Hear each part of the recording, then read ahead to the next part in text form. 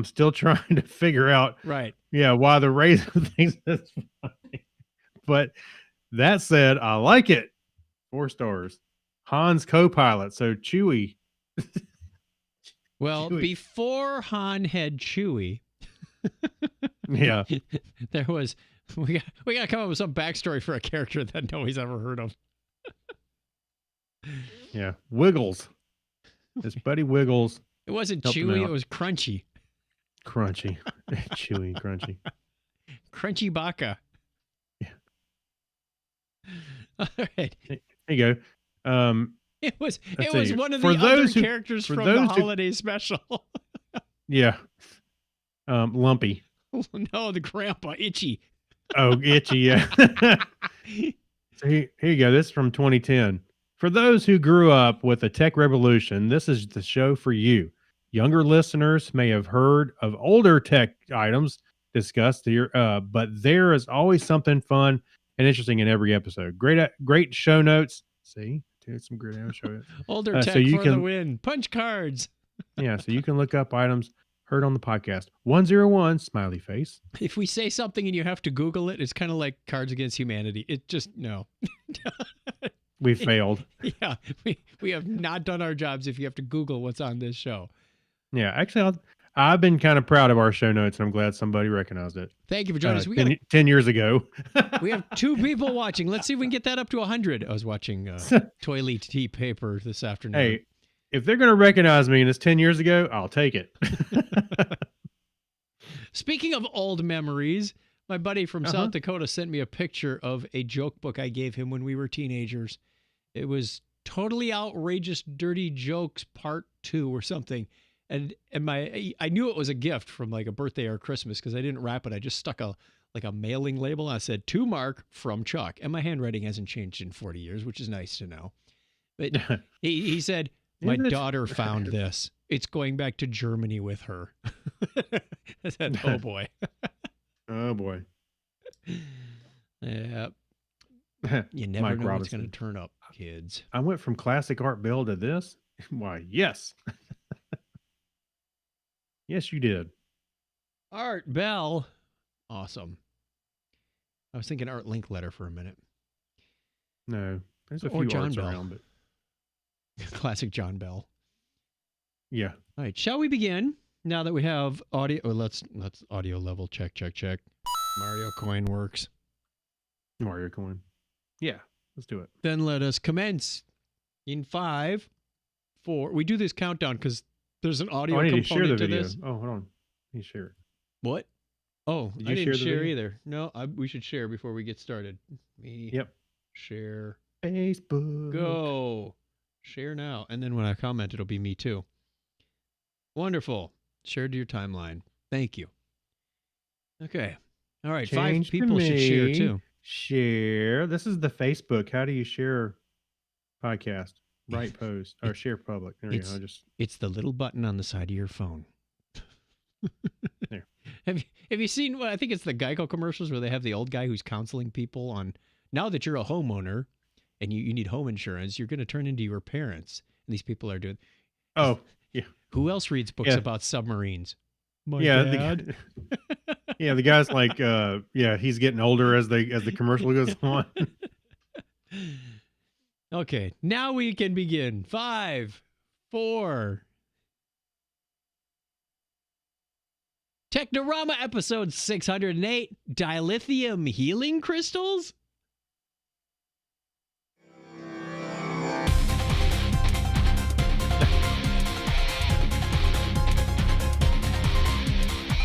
Hello and welcome to Technorama. This is the podcast that takes a lighthearted look at tech, science, sci-fi, and all things geek. If you are joining us for the first time, welcome. This is, well, I just described what it is. Welcome. And if you're joining us, welcome back. That other voice that you see and is now a picture just off to my left is the man who is practicing social distancing to its most extreme. Wonderful co-host, Craig Stepp. How are you, Craig? Thank you. I'm sitting here floating around in the Atlantic Ocean. I'm as far as I can get away from everybody and still have internet. If I were any further, I'd be on the other side of you. All right. If I was any further, I don't know why that sounded You funny. go all the way around the world, you end up on the other side. Oh, I see. Yeah. Okay. Yeah. That'll work. Wow, the things we come up with just on the spur of the moment that sometimes work. I gotta write I that know. down. It's good. Craig thought it was funny, so I'll probably won't ever say it So, again. all right. So, Chuck, what do you have on your bingo card that came up this week? For this year? Pick For up this new year? glasses. You got new glasses? Okay. No, I was supposed to get new glasses, but they got the prescription wrong, so I get to go back. I get to What go. did you put them on? twice. Did you put them on as like? Well, You know. I specifically asked for these glasses to be a distance of like 4 feet or just over a meter, because Okay. and I All right. put them on Wednesday, and I could read the computer screen nice and close, fine, but I couldn't read the computer screen when I was 5 feet away. They are exactly for this studio, one focal length, not the progressives like I've got. So All right. when I'm looking at the web camera and looking at the screen up here, I'm not going like this, Right. putting my nose Oh, up. those are supposed to be single focus. I got you. Okay. Yeah, they're single focus, and they're exactly that instant. So they said, well, we got you medium distance. I said, no, medium distance to me is just a touch farther. So they went back to the eye doctor, the optometrist. He came out with these 2 round lenses, put them over the new glasses, and I went, bullseye. Tape those suckers, and I'm out of here. Yeah. A little duct tape. I know. She said, no, we'll get you new lenses. So they will look exactly like these. You won't know which ones I'm wearing when I switch them because they're exactly the same frames. But I will be able to see clearly. You need like a little piece of tape or something on the back just so you don't look at them. I probably will put like a little red dab of nail polish or something. I mean, it'll be easy once I put them on. I'll go like this, and if nothing changes, they're the wrong glasses. Yeah. And I do, you know what? I do the same thing. I've got a pair of reading glasses, single focus, just for the computer. Although my focus is about an arm's length, which I can still read with them, and I can see the monitor. It's works pretty well. And then Saturday morning, I went to do my standard Saturday morning pool chores. Went to do. I'm sorry, I was just realizing. Oh, these are the ones I'm talking about. Good thing you got them on. Yeah. To do my Saturday morning pool chores, and there's a backwash hose. So when you set the thing to backwash, it pumps out the hose, flushes out the filter, and goes off in the yard. Well, about 5 years in the Phoenix sun was all that thing could take. What, it just dry rot and pretty much out? We had a gusher. We had a gusher. Oh no. So went out and got a new hose. I go, yeah, I get to go out twice in 1 week, masked up and everything. So we're taking precautions. It's getting a little stale sitting around home, but any excuse to get out, I'll take it. How about you? When you say mask, did you put on a Vader helmet or something, or did you... No? You put one of those old trick-or-treating like Casper masks with the little slit for the mouth that cuts your tongue. I've got a picture of myself in a as Buck Rogers with one of those masks. Exactly. That's not the right kind of mask, people. Although some people will have you believe you can get away with that. No. Yeah, I asked Dad the other day, did you wear your mask when you went to the grocery store? Yeah. Is the Lone Ranger mask? No. No, Dad. The Batman cowl. That's completely opposite of what you need. It covers the top part of your face and nothing on the bottom. Yeah. Like you're doing Spider-Man be closer, but yeah. And you have to talk like this when you go in as Batman. Yeah. All right, shall we begin the show? Yes. We do want to take a minute just to recognize and appreciate former Mythbuster and White Rabbit Project. Grant Imahara passed away this last week. We did an interview with him. As Craig noted, it was the first interview where Craig and I were actually face-to-face for an interview with our guest. He was remote. We were in... Where were we? The Podcast Expo, I think. Okay, so Ontario, California, and he was probably... Well, 2006, so it was Ontario, California. It was Ontario, California. So we appreciate him immensely, miss him terribly, taken from us way too soon, like many other people. So I've been amazed. I mean, I know that Mythbusters had a big impact on a lot of people. Oh, yeah. And especially, and not just Adam Savage and everybody else. I'm talking about, and Grant too. But it was amazing to see all the tributes and recognition that he was getting when he passed away. How many lives he touched. And even Harrison, came and said, "Dad, did you hear?" I was like, "Yeah." And we talked about it for a few minutes because he grew up, watching Mythbusters with me. So yeah, it's pretty sad, and thoughts and prayers go out to him and his family. Absolutely. Okay. So, with our moment of solitude, solemnness over, let's get into the feedback. We've got our question of the week. Letters. Oh, we get letters. We get your letters every day. Every day? Mailman, mailman. Yes, every day I see letters. Reach right in and pull one out. A, B, C, D, E. Those letters. I love those letters. Let's find out what you got to say. Oh boy. Mailman. Mail today. Hang on, someone's at the door. Yeah. All right, we'll be right back. I get fooled by that every time. You bark. Our question of the week last week was, what is your favorite TV or movie car? And we got lots of responses from the Technorama podcast post. Hey, yes? I do see some common themes in here, so Yeah, I kind of figured we would. There's a few that people gravitate to.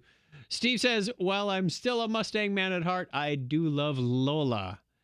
yeah, that was a pretty cool car. Craig Glasser says, the police spinner from Blade Runner, which I got to see on display at Seattle's Museum of Pop Culture. That's pretty cool. That is cool. I John didn't know it was Miller on Jr. display. went That's with cool. the old standard Kit from Knight Rider. Hey, how could you not love Kit? Well, John Kratzer says he wants the 1964 Aston Martin DB5 from Goldfinger. That's a good one too. Very cool. That's a bigger car. It seems like it gets bigger every time I see it. Like, wow. The Aston Martin? Yeah. It seemed like a small car back in the 70s. Well, then again, so did a lot of cars back in the 70s. That's the one, if I'm not mistaken, that's the one that is at the Spy History Museum in Washington. I 'Cause don't saw it know for in- sure. Well, the only reason I say that, we didn't get to go in the museum because it was closed for renovation, but it was sitting right there in the front in the window. So Well, I if I remember make it going, back to I want to DC, go in I'll there do so that. bad. But Weber Baker says, Car 54, where are you? You'd never somebody's know showing where his the, age. you'd never know where the car is. Well, you Yeah. you Where call are it with your you? keychain now. Car 54, where are you? I am in row 4. Right. Digital Dan Hook says, Back to the Future 2 Hover DeLorean. We got another DeLorean there. What is on your page? What responses did you get? Well, let's see. On mine, again, Doc's DeLorean from my buddy Nick. JT Shea says the DeLorean or the Wonder Bug. Herbie?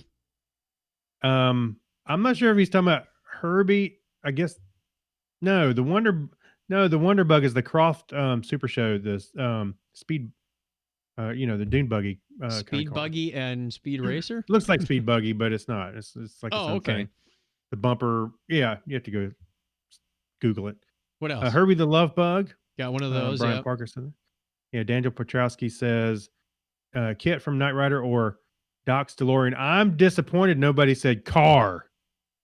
Kit, Knight Rider. Craig Glassner again, the police spinner. Britt Helms, Christine from the movie Christine. CJ said Christine also. Christine. Nobody that said car my freaked mother me the out. car. Huh? What? Nobody said my mother the car.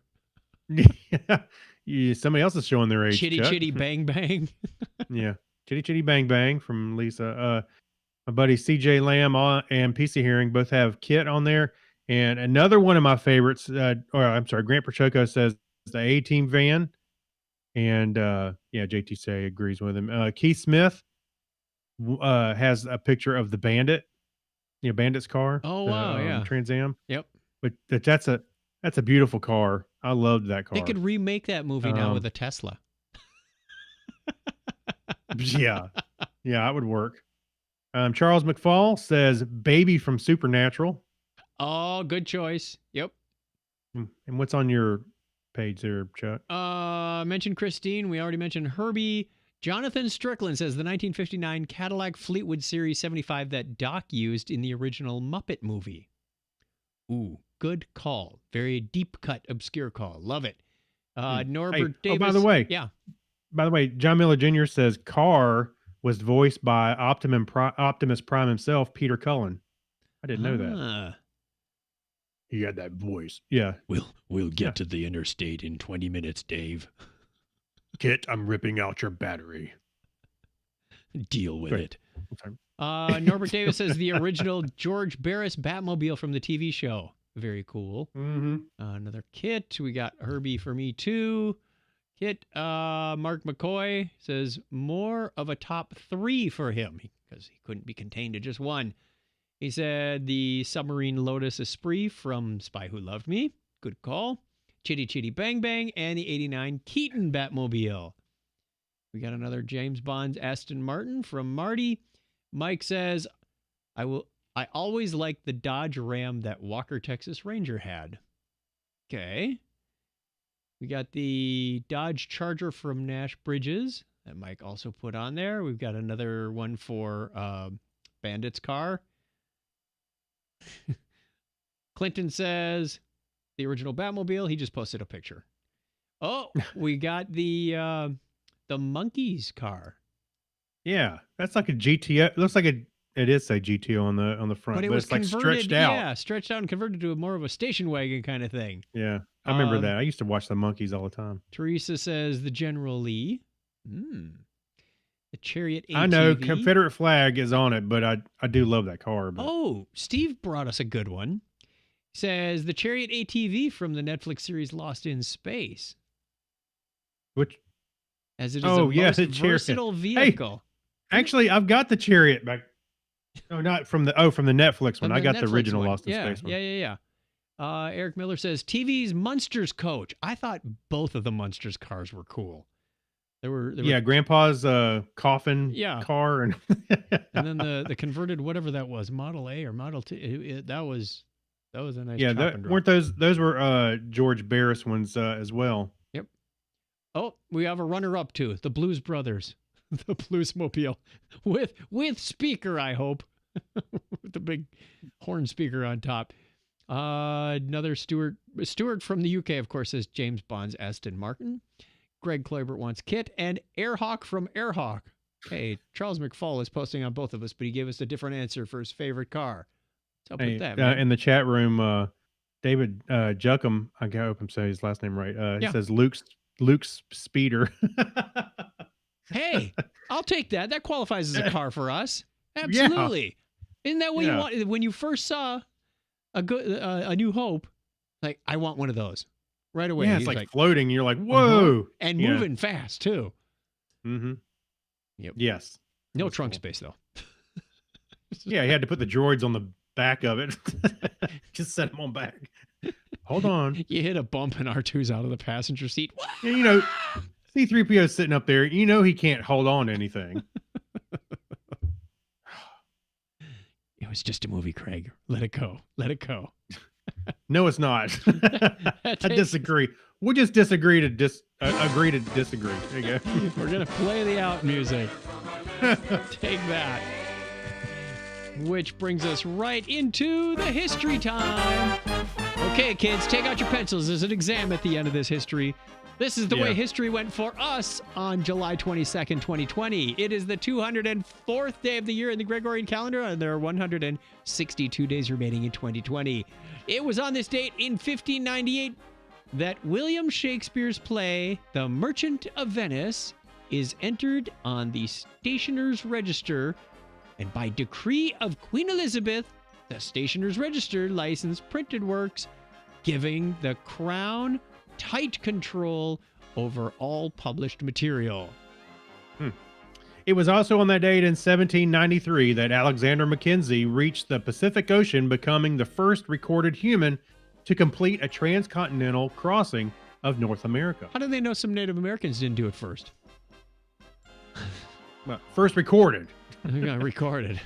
Yeah, that's the operative word there. He did a podcast of the day the whole way across the country. Hey, it may have been sketched into a tree or something. Who knows? This is the first recorded. Day 183, South Dakota. I think it'll be called South Dakota someday. Maybe. It was on this date in 1933 that aviator Wiley Post returns to Floyd Bennett Field in New York City, completing the first solo flight around the world in 7 days, 18 hours, and 49 minutes. That was 1933, kids. And it was 58 years ago today that the Merida 1 spacecraft flew erratically several minutes after launch and had to be destroyed. Several minutes. It's like, oh, look at it. Well, Should we get it? Maybe we should just kill it. Can you get it now? Try again with the butterfly net, Dave. Yeah. Happy birthday goes out of this date to German-Russian physicist and academic Georg Wilhelm Reichmann, born on this date in 1711. All right, brace yourselves. French mathematician and engineer Gaspard de Prony was born 265 years ago today. That wasn't too bad, Craig. Okay, there you go. Friedrich Bessel, the German mathematician and astronomer, was born on the same date in 1784. And German physicist and academic Nobel Prize laureate Gustav Ludwig Hertz was born on this date in 1877. Hey, Craig, you want a Hertz donut? It hurts my brain. That's the Hertz from cycles per second, megahertz, gigahertz, all that stuff. Yeah. So when you hear that man's name, wish him a happy birthday. Yeah, my megahertz. Anytime someone says Hertz, take a drink. American mathematician Geraldine Claudette Darden is 84 today. And also turning 80 today is Canadian-American game show host and producer Alex Trebek. I'll take Jeopardy for 100, Craig. Wrong. What is Jeopardy for 100? Also born on the same date in 1941, American singer, songwriter, and producer George Clinton. Atomic dog. Bow wow wow yippee yo yippee. Yeah, that George Clinton. I saw that coming. Also turning 77 today is American singer, songwriter, and actor Bobby Sherman. I'm thinking about singing a Bobby Sherman song on Saturday Night at Karaoke next week. Maybe. Oh boy. English singer, songwriter, and keyboard player Rick Davies, not one of the Kinks Davies. This is the Supertramp Rick Davies, is 76 today. And also turning 74 today is American actor, director, and producer Danny Glover. I'm getting too old for this crap. American singer, songwriter, and drummer Don Henley. There's a lot of singers and songwriters and actors today. Sorry, kids. Yeah. Don Henley was born on this date in 1947. And also turning 65 today is American actor William Dafoe. Wilhelm Dafoe. Wilhelm. American singer, songwriter, and producer Keith Sweat is 59. And also born on the same date in 1964, American actor, producer, and screenwriter David Spade. Also turning 48 today is Canadian actor, director, and producer Colin Ferguson. And last but not least, also born on the same date in 1992, American singer and actress Selena Gomez. And I somehow don't have the birthdays in here. Let me quickly get to... I fell apart on I was derelict in my Technorama duties. So let's get to the birthday calendar. I'm going to pull these up in real time and copy and paste them into the show notes later. Come on, Google. Where'd they go? It's July 22nd through the 28th. Yes? Yeah, there you go. There you go. So the 23rd is John Miller Jr. from Lancaster, South Carolina. Good thing we didn't miss that today. I know. Dave Perillo from Megapodtastic is on the 23rd. The 26th is Aaron Heath from Adelaide, Australia. And on the 27th, we have the wife of Will, the computer guy. So happy birthday to all of you. If it is your birthday this week, we wish you all the best. Have a safe and happy birthday. And if you're not on the calendar and you want to be on the calendar for next time go around, or maybe you're next week and thinking about, is this right for me? Is Technorama right for me? Ask your doctor. Yes. And then go put your name on the birthday calendar at chuckchat.com/wiki or chuckchat.com/birthday. Either will work. Hey, if he doesn't give it to you, we can get you to you, under the table. Your first birthday's free? Yeah, that's right. Is that where we're going with this? That's right. You know what? It's just enough time to hear this song one more time, so let's all get up and march around the living room. All right, I'm going to do it.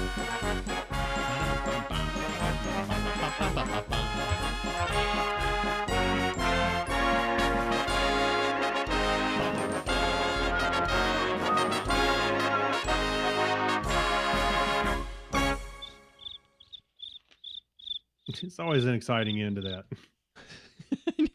That's where our audience just went. They just marched out the door. Yeah, you said, come back in. Please come back. Please come back. All right, first news story up. Oh, we have a news story. News and Ocean weather, everyone. I hit random buttons and sound comes out. Yay. Scientists have unlocked the secret of how those ultra black fish absorb light. This is fascinating because it's not virus related. In the darkest depths of the ocean, while little to no light from the surface penetrates, unusual creatures thrive, many of whom create their own light via bioluminescence to hunt for prey, among other uses. But several species of fish have evolved the opposite survival strategy. They are ultra black. Ooh, good band name. Absorbing nearly all light that strikes their skin, according to the new paper in Current Biology. I see what they did there. Current Biology. Karen Osborne of the Smithsonian's Museum of Natural History became intrigued by the creatures upon finding she was unable to capture these ultra-black fish on camera while working in the field. Well, not so much a field, but the sea. If you're in the field, you wouldn't see many fish. You'd see more like grass. There's a fish there. It's not good for the fish. She was trying to photograph specimens caught in the team's deep-sea trawl nets. Quote, 2 specimens, the Anoplagister cornuta and the Idiocanthus astrostomus. Wow. Say that 3 times fast. No. They were the only 2 fish over the course of 6 years of fieldwork that I was able to get decent photographs of, Osborne told ours. To do so, she used a Canon Mark II DSLR body and a 65mm macro lens with 4 strobes, then tested various lighting setups by taking lots and lots of photographs. Finally, she adjusted contrast and applied a high-pass filter uniformly across the images and that to better bring out the details. It still wasn't sufficient to capture most of the specimens caught in the trawl net. Over the years, I deleted thousands of failed shots. Sounds like my photography skills.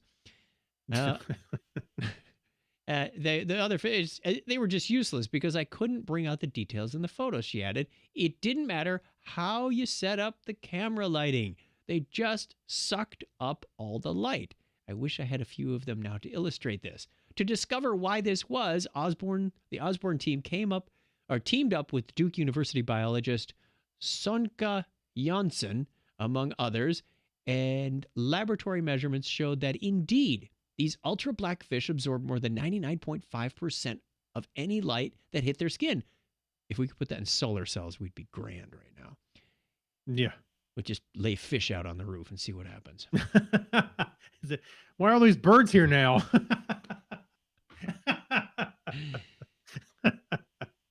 This it's like what's that story where you take the splinter out of the elephant's foot and then that give a pig a pancake. There you go. And if you give a moose a muffin, there was another one. Yeah. This is a handy adaptation for survival in the dark depths of the sea, where even a few photons of light, say from hungry nearby bioluminescent organisms, can give away a fish's position to a predator. The researchers also discovered the secret to this highly efficient light absorption. Melanin, a pigment also found in human skin that protects us from damage to sunlight. The melanin is stuffed into granules known as melanosomes, which in turn are contained within cells known as melanophores. You can see where this is going. They form a continuous layer in the dermis, the deep layer of the skin, according to Osborne. This arrangement provides a continuous and unbroken layer of pigment-containing cells and ensures that this layer is the first thing encountered by light hitting the fish, she said. The pigment effectively absorbs most of the light that strikes the granule. So, we now know that if you take the melanin in our skin and go crazy with it, you will have some really dark fish. Yeah, there's a picture of them right there. A couple of them. Yep, Don has been putting them up on the screen for us. Yeah, they're dark already, and you can see a little more than an outline, of course, but you can see the profile of one. That's pretty That'd cool. be really frustrating, though, if you're trying to take these pictures and you hit them with 4 strobes and nothing comes out. Like, where'd all the light go? Yeah. Or you catch one on your fishing line, you pull it up and it looks like you caught a black hole. Nothing can escape the fish, not even light. That's right. What'd you like the next? Well, this one's a little brighter subject. Yeah, it's a very much brighter subject. Speaking of opposites, well, not really speaking about, well, it's an opposite of that. So the first images from the ESA and NASA's solar orbiter is now available to the public, including the closest pictures ever taken of the sun. So don't stare at it really too close, right? That's No, the solar I guess it's orbiter's okay. job. Yeah, that's the solar orbiter's job. So solar orbiter is an international collaboration between the European Space Agency and NASA to study our closest star. Can you guess? Yep, the sun. Alpha Centauri. It was launched on February 9th, 2020, and the spacecraft completed its closest path to the sun in mid-June.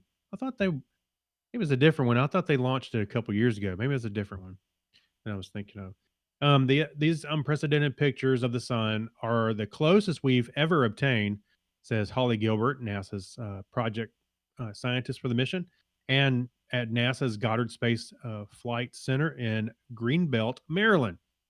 The amazing images will help scientists piece together the sun's atmospheric layers, which is important for understanding how it drives space weather near Earth and throughout the solar system. Said we didn't expect such great results so early. What did they expect? They sent us.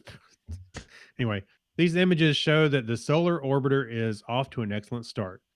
So, let's see, getting to the point was no simple feat. The novel coronavirus, speaking of viruses, I was trying to find stories that didn't relate to it, but It's uh, tangentially involved in here. yeah. So it forced the mission control at ESA Operating Center in Darmstadt. Darmstadt, Germany, to close down completely for more than a week. During commissioning, the period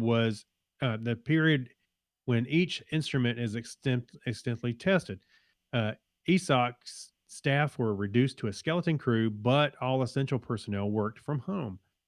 The pandemic required us to perform critical operations remotely, the first time we had ever done that, said Russell Howard, principal investigator for the Solar Orbiter's imagers. See, But- even the astronomers can adapt. Yeah, well, we remember about a few weeks ago, we had a story about them operating the Mars rover remotely. I don't So, think yeah, everybody normally- has to Oh, adapt you mean some- operating from home? Guy's Yeah. got his Xbox controller. Except it Yeah. takes what, about 8 minutes or 15 minutes or something to get the commands to Mars. Yeah, they have to like stack them up and then have it do certain things and then wait for the results, I guess, to make sure it's where it's at. Your rover fell in the ditch 15 minutes ago. You lose. It's sitting there trying to get itself out. Please the insert wheel hanging 25 out. cents.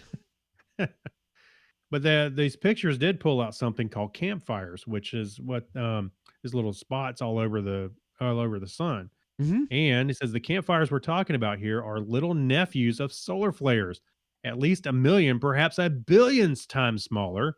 Bergens said. Bergens is David Bergens, the astrophysicist at the Royal Observatory of Belgium in Brussels.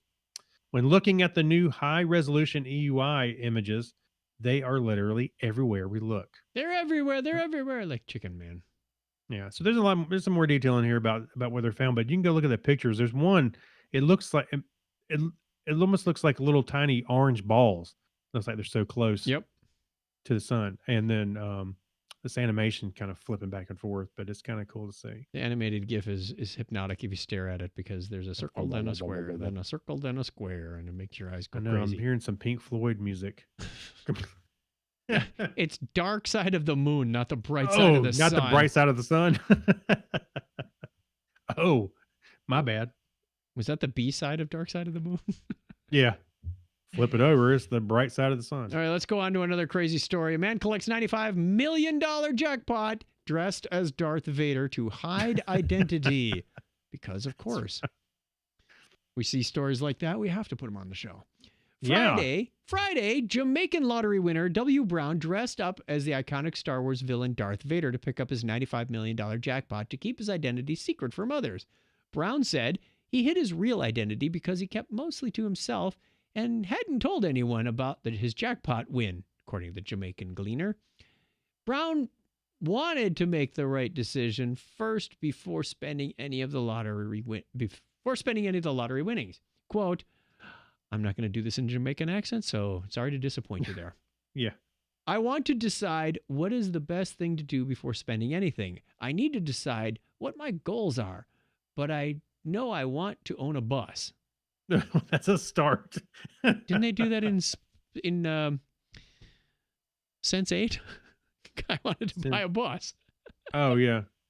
I just thought that was funny when I read that quote. I was like, I need to decide what my goals are. And went, oh, okay, he's got a good head and the shoulder, but I know I want to own a bus. Okay. Maybe he wants to be in the tour business.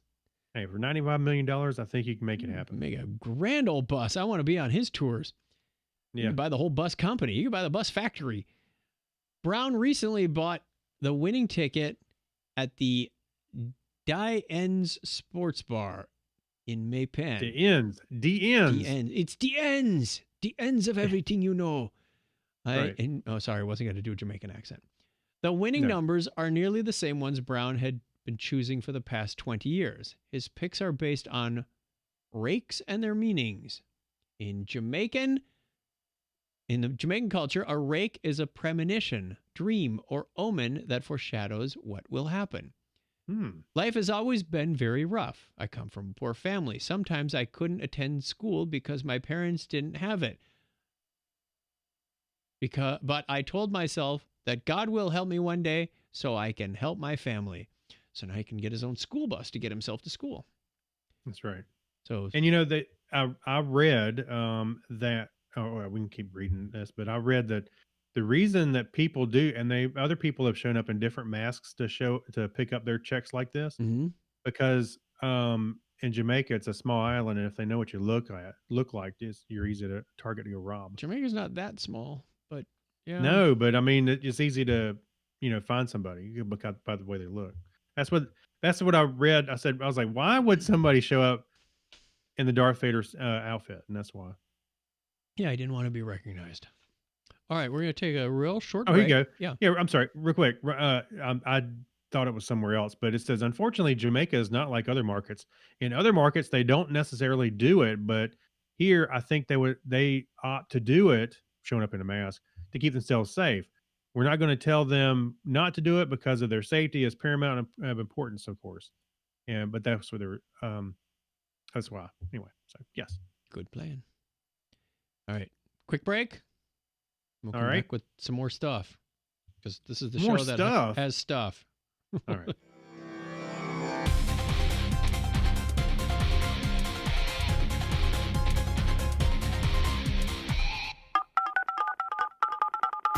Hi, this is Grant Imahara from Mythbusters, and Myth Confirmed. You're listening to Chuck and Craig on Technorama. Did you ever wonder why the early space shuttles had a white external fuel tank and then the later ones did not? I have no idea. Seriously. Not a clue. Because once they filled that tank, they didn't want rays and things interfering. That's the technical term. What? Raisin things. Raisin things. Wow. Thank you, Professor Mossy. Them raisins. Like raisin bread, raisin muffins, raisin things. The raisin things. Wow. For his raisin things, it's grapes and things. Wait. Californium raisins. Hey! California raisin things. Get through the grapevine. We've broken the show again. Story's over now. Move on.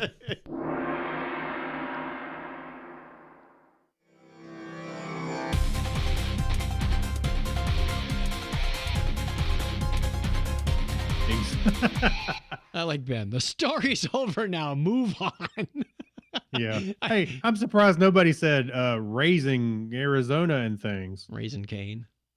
Yeah, raising cane. All right. Yeah. Actually, that's what we do here in the South when we're partying up. We're raising cane. All right, where were we? We were on a shout out to the chat room. Let's see who's out there listening. We got Dave Juckham. We've got John Miller Jr. joining us live Sunday night at 9:30 Eastern Time. Craig Glasner is out there. A lot of our respondents that were doing the car thing earlier. Mike Robeson. That's all I see. What do you got? That's all I got. Okay. Well, thank you for joining us, everybody. 4. We've had more. We've had less. This is a good night. Yeah. Glad you wanted to hang out with us tonight. Hey. We're just sitting around. If you got one, we're doing great. We're reading bizarre stories. So, and we know a number of you download the audio later. Some of you watch it on YouTube.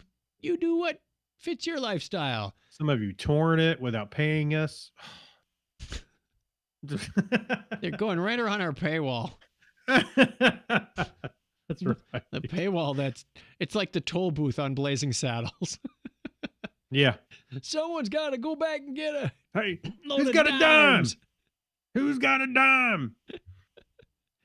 That's our paywall. Yeah.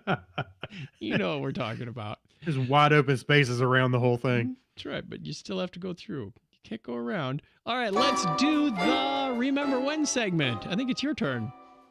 Okay. And we always love space stuff. And according with space stuff, there's a treasure trove of things that have been left behind by history. And some of them get auctioned off. So just to put it plainly. So dozens of consigners auctioned off priceless pieces of space and tech memorabilia this week, including a rocket engine that carried Neil Armstrong to the moon and an assortment of meteorites recovered from remote locations across the globe. So this week's auction, which ended Thursday night, sold items from about 45 collectors, including Steve Jurvetson, the SpaceX and Tesla board member and Silicon Valley investor. And all there was 288 items, which sold for $690,000. I bet that guy could buy a bus and some of these things. From the last story. Anyway, among some of the more valuable items on the block were Robin's medallion, a commemorative coin minted for astronauts on voyage from Apollo 7 that flew with Ed Gibson in 1972 trip to the moon. It sold for $50,000 and $50,907, about 10 times more than expected. Wow. A small American flag that astronaut Dave Scott carried in his pocket while he walked on the moon during NASA's Apollo 15 mission in 1971. How did they know? Which was How did they know that he carried it in his pocket? Well, it's got something written on it. I don't know. Maybe he wrote down. I don't know. It's not like, oh, he went through security on when he got back to Earth. I accidentally put it in the. It was stuck in his pocket as it went through the laundry. Oops. Yeah. Who was this? Oh. Anyway, it was expected to fetch $2,500, but it got more than $30,000. Nice. That's more like it. $2,500. Anyway, R&R auction has become a destination for a cohort of space fans with disposable income who are obsessed with preserving and monetizing pieces of NASA history. Would it be worth more if some guy said, "Oh man, I got to sneeze." Yeah. It wasn't that small, I hope. It's like a handkerchief. There were some other items in there. One of them, I'm looking at a picture here, is a spoon used by astronaut Edgar Mitchell during Apollo 14. Mission. Mission spelled wrong. Mission. It sold. Yeah, it sold for $25,000 for a spoon. Wow, that's amazing. A spoon. Is that what he ate his steak and eggs breakfast with? Well, it's got his name on it, so I guess they can't mix it up with the other astronauts stuff. Edgar D. Mitchell. That's pretty cool. I would have hung on to my spoon for $25,000. Well, yeah.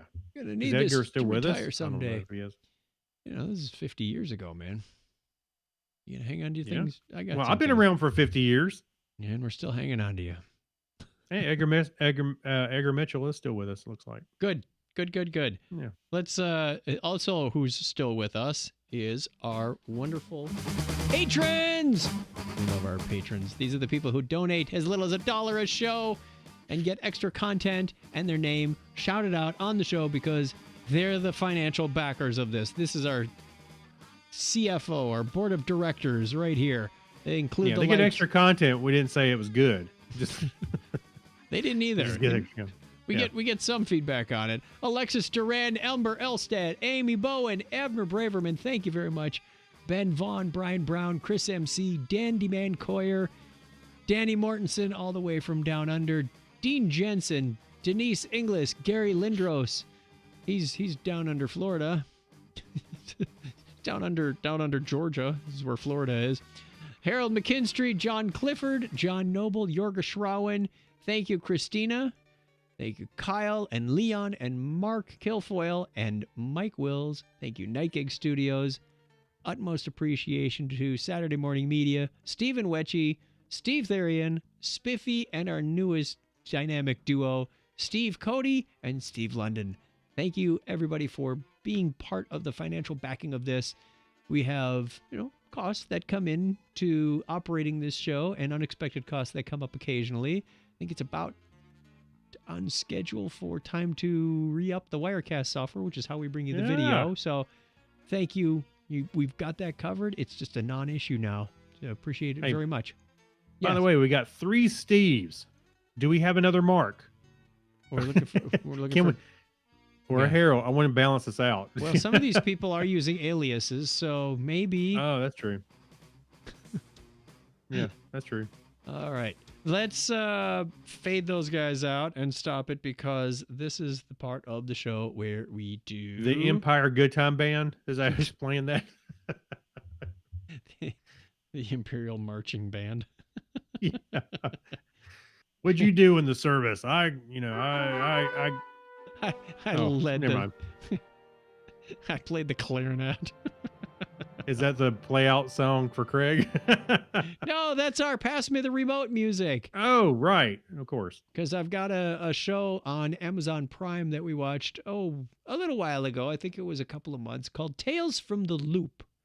Oh, So okay. if you've Yeah, got I think Amazon I've Prime- seen a promo for that. How was it? It was pretty good. It kind of has a Twilight Zone vibe to it, but it's not standalone episodes. Well, I mean, you can just jump in and watch one, but I recommend starting at the beginning and going through it, because they lead you from different characters around this town. It's centered around a town that has some sort of underground research facility that somewhat resembles a particle collider, but they don't really say what it's for. And it's got some futuristic elements like hover vehicles and walking robots, remote controlled robots. I mean, big robots that look more like the what are they? The ATSTs on Right. on Empire, or on which one am I The missing? one with the 4 legs or the 2 legs? 2 legs. No, not the Yeah, AT-ATs, ST, the yeah. AT-ATs, but the forest ones. Right. The Ewoks beat up. Yeah, So the STs. robotics, some of that stuff. But it's a personal story, so you get to meet these people and the troubles they go on. I thought it was pretty interesting. From a science fiction standpoint, I'd like to see more, because I think there's more of this town and more of the characters to explore.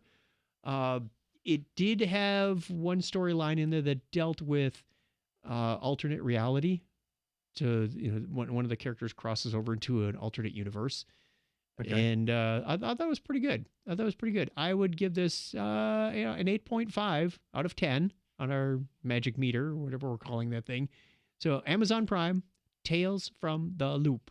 Take a look for it if you've got. All right. I think it was like 10 episodes, not real long. Your typical season of shows on these days. The effects were good, writing was good, acting was good. I mean, it's not an action adventure constantly moving. There's some time to think and go, what happened to that guy? Or where did we go? Oh, yeah. So fun from a sci-fi standpoint. Oh, by the way, Jeffrey Byers is calling you out. He said Return of the Jedi. I didn't That's catch what it you was. said. Yeah. Hey, by the way, I did a thing. I signed up for let's put it this way. I wasn't going to sign up for another service. However, Did you get Peacock? yeah, let me tell you why. So Guess that let me one. tell you why. I'll tell you why. So the reason is, my family is a fan of Psych, the TV show. Okay. You ever watch that? No.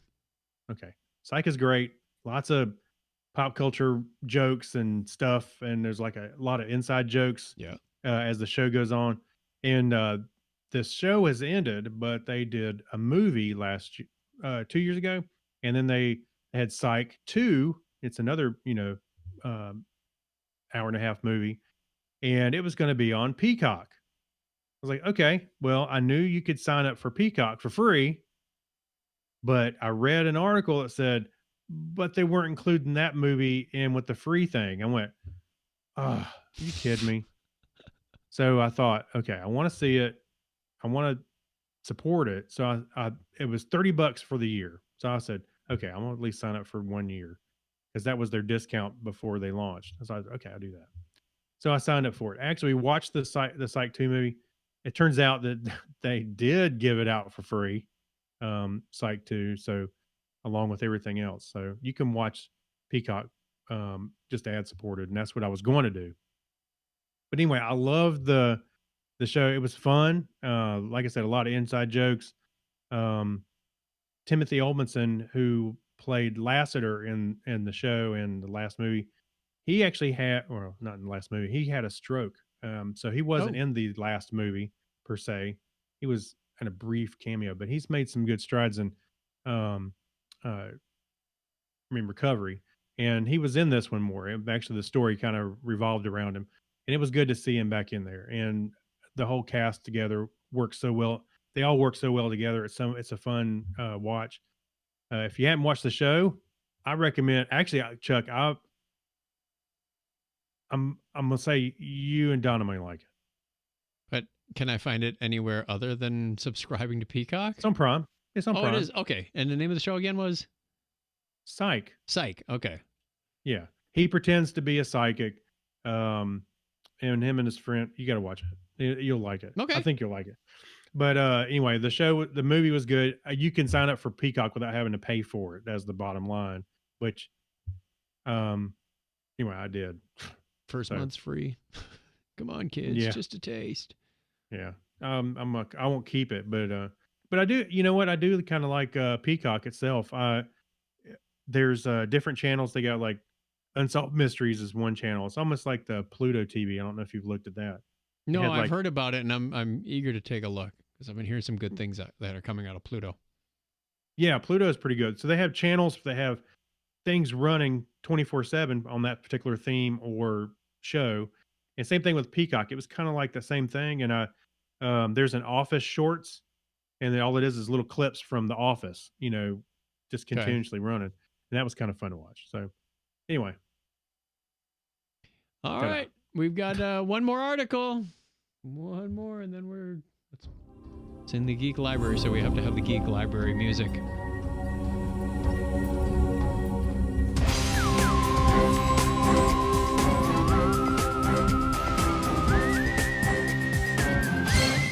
Never noticed the strings as much as that particular play. Dun, dun, dun, dun, dun, dun. Sounded kind of like a Men in Black thing going on there. Listen, I keep seeing Eric's in my head when I hear that whistle now. Because we did it so many. We've made so many jokes about. Hey, listen, everybody! If you haven't watched the animated series, the Star Trek, the original series animated, there's a scene where Spock and things were getting a little weird on the bridge, and Eric's the orange guy with 3 arms. He just did this characteristic. Yeah. It was out of place, and it was so perfectly out of place that it was just. It was. I had to stop it. What? I had to pause it because I was laughing so hard. I think I rewound it and watched him do it again. One of those moments. We'll be recording another Topic is Trek on Wednesday, so look for that coming down the feed. Episode go 71. check us out over there. Topic is Trek. Topicistrek.com. There. If I can do it on that show, I can do it on this show. All right, we have one final article. AI is helping some drone swarms navigate through crowded, unfamiliar spaces. Drone swarms frequently fly outside for a reason. It's difficult for the robotic flyers to navigate in tight spaces without hitting each other. Well, Caltech researchers may have a way for those drones to fly indoors. However, they've developed a machine learning algorithm, global to local safe autonomy synthesis. Were you following along with that? It's GLAS, glass. Yeah. Say that 3 times fast. Forget the other. Global to local safe autonomy synthesis. Global to local safe autonomy synthesis. Global local. It's easy if you do it in a song. Yeah. Okay. That's what lets the swarms navigate crowded, unmapped environments. The system works by giving each drone a degree of independence that lets it adapt to a changing environment.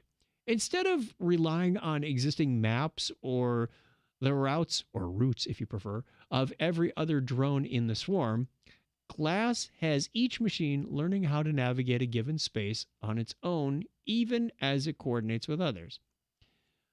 This decentralized model both helps the drones improvise and make scaling this swarm easier as the computing is spread across many robots. An additional tracking controller, the neural swarm, helps these drones compensate for aerodynamic interactions such as downwash from a robot flying overhead. It's already more reliable than a commercial controller that doesn't account for aerodynamics with far smaller tracking errors. This this could be useful for drone light shows, of course, but it could also help with more vital operations. Search and rescue drones could safely comb areas in packs, while self-driving cars could keep traffic jams and collisions to a minimum. It may take a while before there are implementations outside the lab, but don't be surprised if flocks of drones become relatively commonplace. Pretty cool stuff. I wish somebody get those drones out of my yard. Yeah. The video is pretty cool. You can see, I mean, I wouldn't say it's riveting, but you can see the models that they were building, and then they can see them in practice with little tiny drones. And you can see some of them it looked like some of them were asserting themselves, and the other ones would back off to give it a path. And no, you go first. You go first. Yeah, no. Excuse me, you doctor. Four drones at a four-way stop. They're all waving each other on. Right. That's called Anyway, deadlock, gridlock. All right, that takes care of it. Oh wait, we got one more. We've got one more, and this is Craig. It's all yours, man. Okay. So move over human grill cooks. I'm looking at you, Chuck. White Castle is teaming up with... That was my retirement job. Yeah. White Castle is teaming up with Miso Robotics to... that sounds like a lyric from, no, from Stick. Stop. Mr. Roboto. This is Roboto.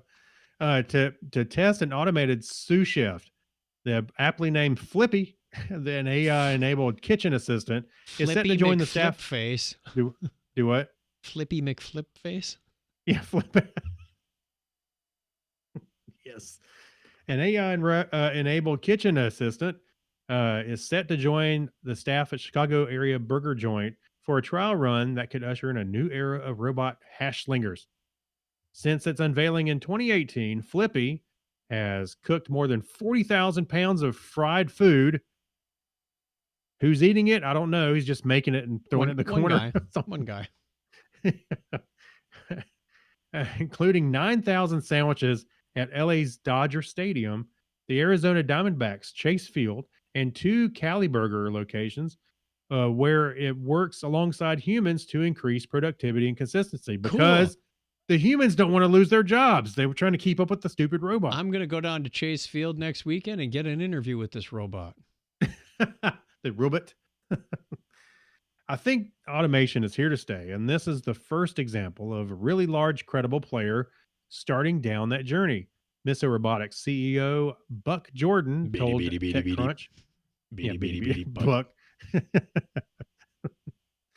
of White Castle Collab. Engineers are working to install the latest version of Flippy at an undisclosed location in Chicago, where the mechanical fry cook will be integrated into the restaurant's point of sale system, allowing it to work as soon as an order is placed. Customers in the Windy City can keep an eye out for Flippy starting in September. So let's see, Miso's standard billing price is $30,000 up front and it's a subscription model. It's $15,000 a year. Maintenance. Yeah, I guess so. If you got a robot that's working over a greasy stove, you're going to need maintenance. Trust me. Yeah. John Miller Jr. said, resistance is futile, Chuck. I was thinking, when the singularity comes, this one's going to be flinging hot fries at you. That's right. That's right. But think about it. If we're in a lockdown and you can't interact with people, you could go up to a robot and get your burger. So keeps them open, I guess. Yeah, well, pretty soon you can just go hit the touch screen, order what you want, and just go to the drive-thru, and it just throw it, a mechanical arm, throw it in your car. One step away from replication. Oh, that coffee's hot. Ah. Beady, beady, beady. Sorry, Buck. Yeah. So Oh, we've boy. had our fun with that. Yeah. All right, that brings us to the end, but we have a question before you go. Our question that'll be on social media next week is, what movie plot hole ruined the entire experience for you? Oh, so many. There's one that stands out, but I'm going to save it for next week. That wasn't part of the plot, and it wasn't a movie, No. but it was funny. No, but it was oddly the best part of the episode. Our Patreon topic this week, for those that are going to be listening first and watching later and timey-wimey, wibbly-wobbly, is how did we get into coding? Good question.